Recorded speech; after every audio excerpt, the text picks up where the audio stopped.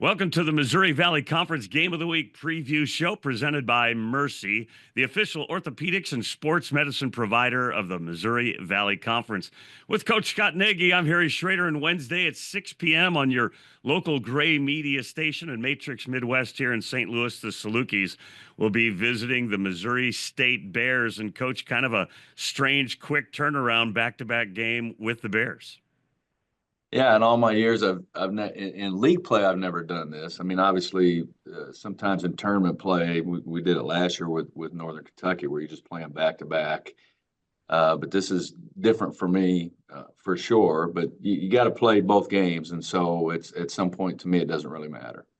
You guys went overtime against the Bears this past weekend, and first Valley win of the year. What is the relief factor from just getting the zero off of that one column? I would definitely say there is some of that. We've been playing better. We obviously early in the league we were really bad, but we have been playing better. So that's what I have to focus on right now is, are we improving? Are we winning each day? And for the most part, we have been. I think it helped lead to that. Our offense has been a little bit better. Our defense is what has to change. And so that's what our main focus is getting that changed. We feel like we're not great offensively, but we're good enough where if we could be great defensively, we could win more games. You guys really had a super solid second half against Belmont and then came out and got the win against Missouri State. Was that something of a turning point for you guys? It probably did help our guys confidence-wise. We hadn't been shooting the ball well at all to that point. We shot it well there in the second half, and so I do think it was a confidence boost to our guys. I don't ever want to, and I'm not interested in moral victories. We did play better there, but we scored 86 points in that game, and this is my point. We're good enough offensively, but we weren't good enough defensively, and for us, that's what has to change. So you're 1-0 on coaching on bare feet. Will you go barefoot Wednesday night at Missouri No, State? yeah, I'm not a superstitious guy, so I don't worry about that. Our radio guy Luke asked me the same thing, and no, that doesn't mean much to me. Talk about why you did what you did, though, Saturday. I know it's an important cause for you. Yeah, I think it's probably the 17th or 18th year I've done it. We have an adopted daughter from Haiti, and it was a way, something I could do that would just help her country a little bit. I've always wanted to help in any way we could. We've taken a team over there before to Haiti. Can't do those kind of things now. It's a little bit too dangerous, but it just was a way for me to help her country to get involved with it.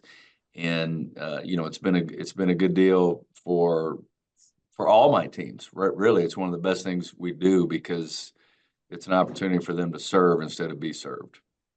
It's exciting what you're doing in that regard. Taking us back to basketball, Hensley has a gigantic game offensively this past weekend. Talk about Jarrett's game and what his makeup is. I've been super impressed by that young man. He worked hard in the offseason, really hard, and with 1 year left, he wanted it to go well. He's not overly excited about playing the 5. He wants to be a 4. I think that's how he sees himself. But we've been a little bit better offensively when he's gone at the 5, and we played smaller. Now it hurts us on the boards and some of those things, but we're at least scoring some more points. And I would think after what happened here Saturday night, he would like to play the 5 because that was probably the only position we played him in the game offensively. He just is harder to guard at the 5. It opens the floor for us up much better. And to have a 5-man that can shoot it, play out in the perimeter, it opens things up for cutting and driving. And so, and he can get some shots, really, because it's, most 5s just don't want to get out and guard on the perimeter. So it's been a big help for him, I think. And then Ali Deba has been a big offensive threat for you guys as well. For Valley fans that are maybe going to see you guys for the first time on our Matrix Midwest Game of the Week, talk about Ali Deba. Very explosive. I'm not sure I've ever coached anyone in all the years I've coached that their first step is just so explosive. And in the middle of the floor, he's really hard to guard because of that. what we're still working on him with is once he does explode and get by people's the decision making portion of it. There's always things to get better on him. For him, it needs to be that because teams are really recognizing it's hard to stay in front of him. They're helping in, and he needs to be able to deliver passes for open shots and things like that because we've not shot the ball well. We do drive and get it to the basket, so teams have really tightened up on us and made us shoot the ball from the perimeter. And so, like the other night, he drove to the basket and got a charge, and he's got to learn to play off 2 feet. But it's hard for him to do that once he explodes, and so he's learning to do that. Watching the last couple of your games, it seems like Drew Steffi is growing into an expanded role, and his game is growing. Maybe he's just figuring it out a little bit. Yeah, I think that's mostly it. He's playing enough minutes where he's starting to become comfortable. He's not shot the ball like he wants to. He's not shooting free throws like he wants to. But he is starting to get more comfortable. I think he made 3 threes the other night, which is what we need from him. We need him to space the floor for us. The one thing he does a great job of is taking care of the basketball. He has a great assist turnover ratio, and he shoots it. And so we need to be able to take advantage of that, and we need him to shoot the ball better. Obviously, you went overtime with Missouri State, got the win. What do you? I think fans or maybe guys like me, we overthink it. Like, well, what do you have to change because you just played them? I mean, what's the coaching thoughts in a back-to-back game situation like this? Yeah, and that's where I said it. I don't know if it's any different than if we played them, 3 weeks from now. I mean, we're going to take a look at the game that we played with them the first time, and they're going to make some adjustments, and we will, and then there'll be in-game adjustments. And they generally play one way, and we do too. And so it does come down to execution, taking care of the ball, rebounding, all the simple things. It's less about X's and O's because both teams know each other much better now after having played one game, and more about just playing hard and not getting outplayed. And when you've won the first game at home and you're going back to their place, I think that's the biggest measure of teams is when you beat somebody on your home floor and go back to their place and know they're going to be fired up and they're looking forward to the game, whether you play it right after or whether you play it 3 weeks from now. There are still those memories, and the really good teams can win both of those games. Des White had a big game against you guys. They have some explosive scorers. Talk about White and Brady and Zaxton King. I mean, talk about some of their players that you have to contend with on Wednesday night.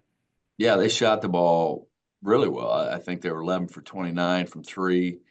It's what got them back in the game. And you have to give them credit. I mean, both teams have been struggling in league play, and to be down like they were under 5 minutes and get back in the game, I think you got to give them a lot of credit for that. You realize that they're not going to lay down, and they're coached well, and we're trying to teach the same thing to our guys, and so you have to give them credit for that. But they did. They made great shots and got a big turnover and made a shot, to send the game into overtime. And I don't know.